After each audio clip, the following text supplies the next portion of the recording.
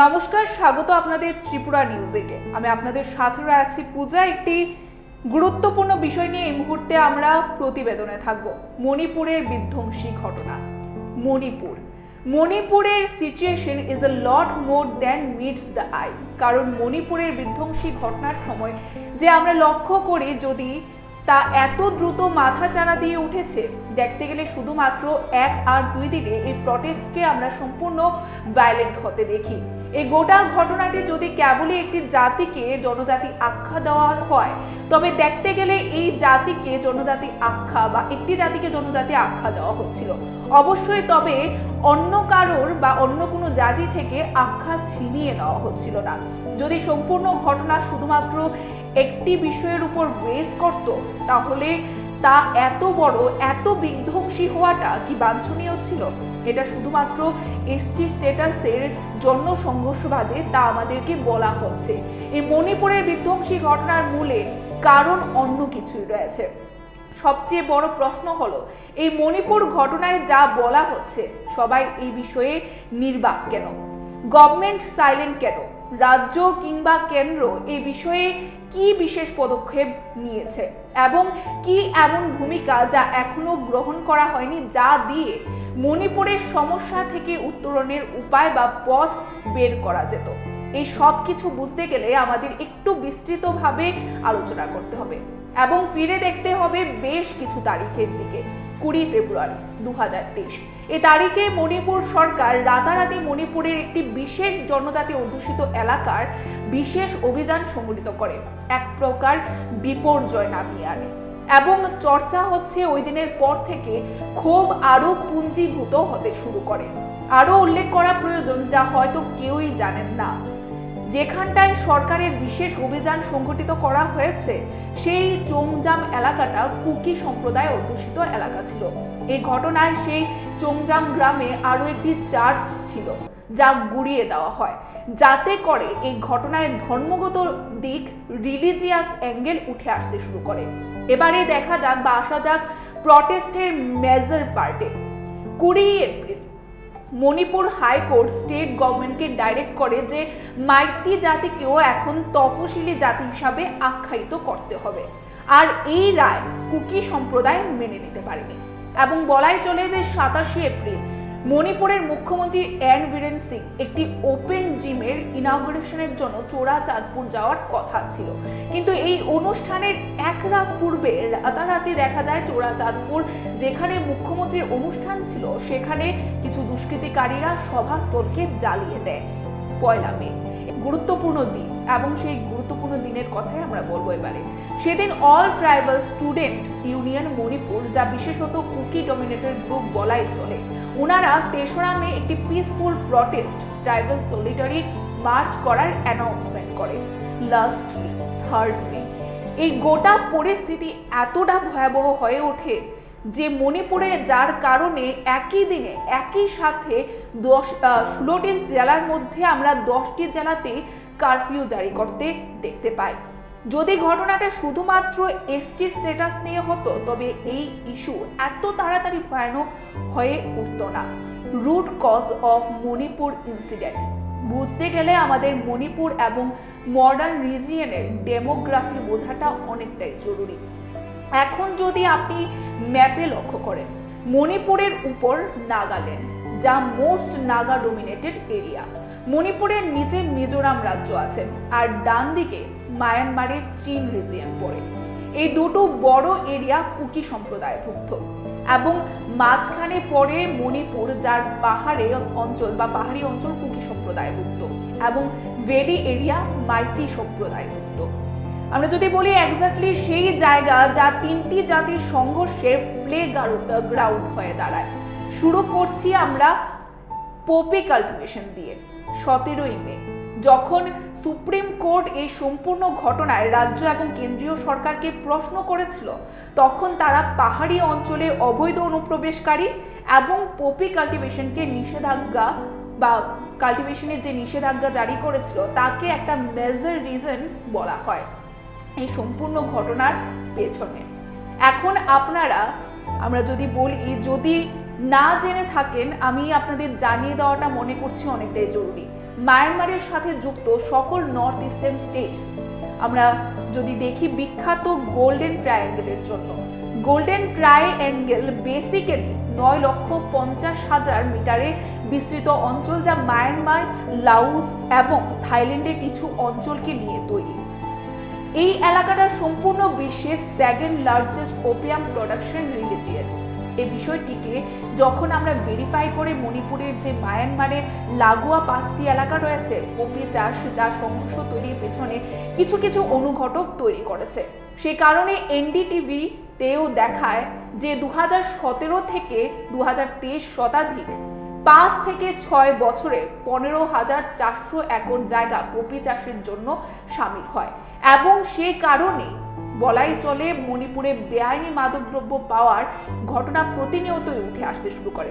Media report ছাড়াও মণিপুরের DGP P দঙ্গেল জানুয়ারিতে হওয়া একটি সাংবাদিক সম্মেলনে তিনি এও জানান যে বিগত 5 বছরে 234 কিলো হেরোইন শুধুমাত্র মণিপুরে ধরা পড়ে, ইন্টারন্যাশনাল মার্কেটে যার মূল্য 1,785 কোটি টাকা। মণিপুর প্রটেস্ট, তা অবৈধ মাদক পাচারে, যার সম্পূর্ণ ঘটনার সেকেন্ড রুট কজ তা হলো ইতিমধ্যে প্রটেস্ট হওয়াকালীন সময়ে আমরা দেখতে পাই জুলাই 22 এবং 23-এর মধ্যে বর্ডার ফোর্সেস মণিপুরে 718 জন অবৈধ ভার্মিস অনুপ্রবেশকারীকে ধরেছিল।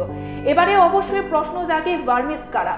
যারা বর্তমানে মায়ানমারের ইমিগ্রেন্টস, যার মধ্যে কিছু সংখ্যকের কাছেও বর্তমানে ভারতের বেআইনিভাবে তৈরি করা আধার কার্ডও ছিল। এখন প্রশ্ন হলো, মায়ানমারের ইলিগাল ইমিগ্রেন্টস আমাদের বর্ডারের ভেতরে কিভাবে প্রবেশ করতে পারে? তারও কারণ রয়েছে। কারণ হলো ফ্রি মুভমেন্ট রিজিয়ন। অ্যাকচুয়ালি মণিপুরের মায়ানমারের সাথে 400 কিলোমিটার ওপেন বর্ডার শেয়ার করে, যা officially sign Bharat Myanmar free movement রিজিয়নের কারণে। দু দেশের বর্ডারে 16 কিলোমিটার পর্যন্ত ফ্রিলি মুভমেন্ট করতে পারা যেত। 1949 সালে ভারত মায়ানমার এই বিষয়টিতে সাইন করেছিল। কি কারণে? এর একটাই কারণ ছিল, এ কারণে যাতে করে যেন যে ট্রাইবস যারা ভারত মায়ানমারের বিভক্ত হওয়ার কারণে আলাদা হয়ে গেছিল, তারা যেন দেখা সাক্ষাৎ করতে পারে। কিন্তু তার অপব্যবহার করা হচ্ছিল বললেই চলে। 2021 সালে মায়ানমারে একটি এমন ঘটনা ঘটে যার পর থেকে নর্থ ইস্ট ইমিগ্রেন্টসের সংখ্যা একেবারে শুট আপ হয়ে যায়। বেসিক্যালি মায়ানমার মিলিটারি ডিক্টেটরশিপ ছিল স্বাধীনতার পর থেকে। 2021-এর ঘটনার পর ইউএনএইচসিআর, যা সারা বিশ্বের রিফিউজিসদের ডেটা রাখে, তাদের অফিসিয়াল রিপোর্টসের মাধ্যমে প্রায় 22,000 ইলিগালি মাইগ্রেন্ট হয়ে ভারতে আসে। 22,000 একটি অনেক বড় সংখ্যা। ইনফ্যাক্ট এই সব কিছু মণিপুরের শুধুমাত্র স্থিতি নয়, এগুলো মিজোরামের মতো বাকি বর্ডারের সাথে যুক্ত নর্থ ইস্টার্ন রাজ্যগুলিতেও হচ্ছে, এমনটাই জানা যায়। এবং মিজোরামের একটি পার্টি তথা রাজ্যসভার যে সদস্য কে বানালাল বেনা তার বক্তব্যে বলেন, উনার রাজ্যে আজ 60-এরও বেশি ক্যাম্প তৈরি আছে, যেখানে 40,000-এরও বেশি ইলিগাল মায়ানমারি বসবাস করে। দেখতে গেলে মিজোরাম আবারও সম্পূর্ণ কুকি সম্প্রদায় ভুক্ত একটি রাজ্য। এবার অ্যাগেন লাইক আ ভিজিয়াস সার্কেল, এই ইলিগাল ইমিগ্রেশন অন্য সমস্যাগুলিকে আরো বাড়িয়ে দেয়। কি কারণ? যেমন ডিফরেস্টেশন। এই ইলিগাল ইমিগ্রেন্টসরা থাকবে কোথায়? অবশ্যই প্রশ্ন জাগে পাহাড়ি এলাকাগুলিতে, যা ডিফরেস্টেশন ইনক্রিজ করে। আর এটা হচ্ছে মণিপুর ভায়োলেন্সের থার্ড রুট কজ। ডিফরেস্টেশনের কারণটা অনেকটাই জরুরি, কারণ পপি কাল্টিভেশনের জন্য গাছ কেটে সমান জমি তৈরি করতে হয়। এই কারণে ডিফরেস্টেশনের দাম বেড়ে যাওয়া দুদিক থেকে রেড ফ্ল্যাগ বললেই চলে। গ্লোবাল ফরেস্ট ওয়াচ, এই ইন্টারন্যাশনাল ফরেস্ট কভার এর ডেটা আর ন্যাশনাল হিন্দুস্তান টাইমসের রিপোর্ট অনুযায়ী 2001 থেকে 2011 সালের মধ্যে মণিপুরে মোট 22% ফরেস্ট এরিয়া লস হয়। মণিপুরের সিএম এই কথাকে কনফার্ম করে মায়ানমারের ইমিগ্রেন্টস পপি কাল্টিভেশনের জন্য বনকে কেটে ফেলছে ভারী মাত্রায়। মণিপুর স্টেট অ্যাসেম্বলি এও এই বিষয়টিতে এক লোকাল পার্টি জনতা দল ইউনাইটেড জেডিইউ এর এমএলএ যিনি রয়েছেন জয় কিষান উঠিয়েছিল, যাতে তিনি স্পেসিফিক পয়েন্ট আউট করেছিল যে পাহাড়ি এলাকায় জনসংখ্যার হার 1971 থেকে 2000 সাল পর্যন্ত অর্থাৎ 2001 সাল পর্যন্ত শুধুমাত্র 153.3% বেড়েছে। এরপর 2001 থেকে 2011 সাল পর্যন্ত আমরা দেখতে পাচ্ছি হঠাৎ করে সেই সংখ্যাটা বেড়ে 251% গিয়ে দাঁড়ায়। দ্য হিন্দু রিপোর্ট অনুযায়ী মণিপুরের জনসংখ্যা বৃদ্ধির হার ইজ ভেরি আনন্যাচারাল। দেখতে গেলে এই কিছু বিষয় মণিপুরে বেশ বছর যাবৎ ফেস করে আসছিল, যেমন poppy cultivation, illegal immigration, deforestation. এইসব মণিপুরে বছরভর চলে আসছে। তাহলে এগুলি 2021 সালে প্রটেস্টকে কিভাবে ট্রিগার করতে পারে একটি বড় প্রশ্ন হয়ে দাঁড়ায়। আমরা দেখতে পাচ্ছি যে এসব কিছু দেখার পর মণিপুর অ্যাসেম্বলি এনআরসি অ্যাডপ্ট করে নেয় এবং এই রেজলিউশনের পর ইলিগাল ইমিগ্রেন্টসদের আইডেন্টিফাই করার জন্য 2019 সালে একটি স্পেসিফিক রিপোর্ট বানানো হয়। তারপর লোকাল জনগণদের কাছেও সাহায্য চায় গভর্নমেন্ট ইলিগাল ইমিগ্রেন্টসদের ধরার জন্য। হাউস টু হাউস সার্ভিসও লঞ্চ করা হয়েছিল তাদের চিহ্নিত করার জন্য।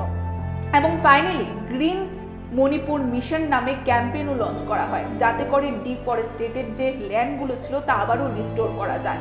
তাছাড়াও 2017 সাল থেকে 2019 সাল পর্যন্ত আমরা যদি দেখি, মণিপুর পুলিশ একটি ক্যাম্পেইনের মাধ্যমে 2858 একর 2020 আমরা দেখতে পাচ্ছি 2020 ফেব্রুয়ারি 2021 পর্যন্ত এক বছরে 1420 একর পপি কাল্টিভেশনকে সম্পূর্ণরূপে ধ্বংস করে দিয়েছিল। এখন এই ক্যাম্পেইনের মাধ্যমে মণিপুর ঘটনার সবচেয়ে কন্ট্রোভার্সিয়াল ডিসিশন ইমপ্লিমেন্ট করা হয়, যা হলো এভিকশন অফ ইলিগাল সেটেলমেন্ট। শেষ পর্যন্ত শেষ বছর 18 মে ডিভিশনাল ফরেস্ট অফিসার অর্থাৎ ডিএফও এর মাধ্যমে বা দ্বারা প্রায় 10টি এই ধরনের গ্রামের গ্রাম প্রধানকে নোটিশ পাঠানো হয়েছিল, যেখানে সেই গ্রামের লিগ্যাল যে ডকুমেন্টস ফরেস্ট ডিপার্টমেন্টে দেখানোর কথা বলা হয়েছিল। এমনই সেম প্রসেস হয়েছিল যা আমরা ইন্ট্রোতে আপনাদের বলেছিলাম। 10ই ফেব্রুয়ারি সোংজাম গ্রামে একটি একই রকম নোটিশ 2022 সালে 10ই আগস্ট গ্রাম প্রধানকে পাঠানো হয়েছিল, যেখানে পরবর্তী সময়ে 28শে ফেব্রুয়ারি এভিকশনের জন্য ড্রাইভ কন্ডাক্ট করা হয়। এখন মণিপুর সরকার সোংজাম গ্রামকে ইলিগাল বলে এভিক্ট করার ডিসিশন এই কারণে নেয় কারণ আপনারাও বিশ্বাস করতে পারবেন না, এই সম্পূর্ণ গ্রাম 2021-এর পূর্বে এক্সিস্টই করতো না। আপনারা নিজেরাও সেখানে দেখতে পারেন গুগল অ্যাপসে গিয়ে। এখন চলুন কথা বলি one of the major triggering পয়েন্টগুলো নিয়ে, যা চোংজাম গ্রামে এভিকশন উইদাউট নোটিসে কি করে হয়। যখন 20 ফেব্রুয়ারিতে এভিকশন ড্রাইভ এর পর ফরেস্ট ডিপার্টমেন্ট অ্যাকশনে প্রশ্ন উঠতে শুরু হয়, তখন দপ্তর তাদের তরফের ডিটেলস ক্লিয়ারিফিকেশন দেয় সুপ্রিম কোর্টের রায় সহ। অ্যাকর্ডিং টু ফরেস্ট ডিপার্টমেন্ট 3-4টি মেজর পয়েন্ট রয়েছে, যা প্রত্যেককে খুব ভালো করে বোঝা প্রয়োজন। কি রয়েছে সেই পয়েন্টগুলো? চোংজাম গ্রাম যে বন এলাকায় ছিল তা চোরাচাঁদপুর এবং খমপুর ছিল। অ্যাক্ট 30C অনুযায়ী সেটেলমেন্টের বর্ডারের বাইরে কেউই বন এলাকায় মাইনিং, গ্রেজিং, এগ্রিকালচার এই ধরনের অ্যাক্টিভিটি কন্ডাক্ট করতে পারে না। কিন্তু এবারে চোংজাম গ্রাম প্রধানের বক্তব্য অনুযায়ী 1926 সালে এই গ্রামকে অফিসিয়ালি রেকগনাইজ করা হয়ে যায়, বা যা তখন খুম্পি নোসেন গ্রামের অংশ ছিল। বলতে গেলে চোংজাম গ্রামের যে অস্তিত্ব নিয়ে বন দপ্তর এবং গ্রাম প্রধানের মধ্যে অনেক বাক বিতণ্ডাও হতে দেখা যায়। শেষ পর্যন্ত ইলিগাল বলে তুলে ধরতে সক্ষম হয় ফরেস্ট ডিপার্টমেন্ট। ফরেস্ট প্রটেকশন আইন অনুযায়ী প্রটেক্ট এরিয়াতে কোনো বাসস্থান হতে পারে না, সেই অনুযায়ী এভিক্ট করা হয় চোংজাম গ্রামকে। এই এভিকশন সম্পূর্ণ লিগ্যাল ছিল। তবে চোংজাম গ্রামে একটি চার্চও ছিল যা এভিক্ট করা হয়েছিল, যাতে করে সম্পূর্ণ ঘটনায় ধর্মগত দিক, রিলিজিয়াস অ্যাঙ্গেল চলে আসে, যা মণিপুরের পরিস্থিতিকে আজকের দিনে এতটা ভয়ঙ্কর করে তোলে। আমরা এতক্ষণ পর্যন্ত মণিপুরে ঘটে যাওয়া বিস্তারিত ঘটনা আপনাদের সাথে আলোচনা করার চেষ্টা করেছি। মণিপুরে আজকের দিনে যে বিধ্বংসী ঘটনা রয়েছে তা হয়তোবা কি কারণে শুরু হয়েছে যা আমাদেরকে বলা হচ্ছে, কিন্তু তার পেছনেও যে আরো বেশ কিছু কারণ রয়েছে সেগুলো আমরা ব্যাখ্যা করার চেষ্টা করেছি। এখনকার মতো মণিপুরের বিধ্বংসী ঘটনাকে নিয়ে আমাদের এই বিশেষ প্রতিবেদন আমরা এখানেই শেষ করছি। পরবর্তী বিভিন্ন আপডেটস দেখতে অবশ্যই চোখ রাখবেন ত্রিপুরা নিউজ 8-এর পর্দায়। নমস্কার।